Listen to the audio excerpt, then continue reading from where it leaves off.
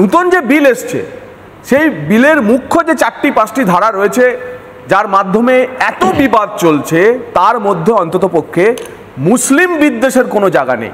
শুধুমাত্র সরকার ৩৯ লক্ষ acre property, যা কিনা ভারত সরকারের ডিফেন্স এবং বাকি যে অন্যান্য দপ্তর রয়েছে তাদের সম্পলিত সম্পত্তির থেকেও বেশি, ৩৯ লক্ষ একর।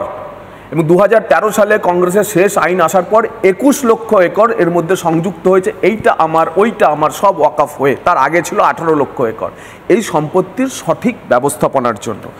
এবং এই যে অস্বচ্ছতা, এই অস্বচ্ছতা দূর করতে সঠিকভাবে ব্যবস্থাপনা হোক, কার আপত্তি থাকতে পারে? এবং অস্বচ্ছতা দূর করার প্রথম কাজ কি না, আমার এই যে 39 লক্ষ একর জমি আমি বলে দিয়েছি আমার ওয়াকফ বলে, তার প্রপার সার্ভে হওয়া দরকার, তার সমীক্ষা হওয়া দরকার।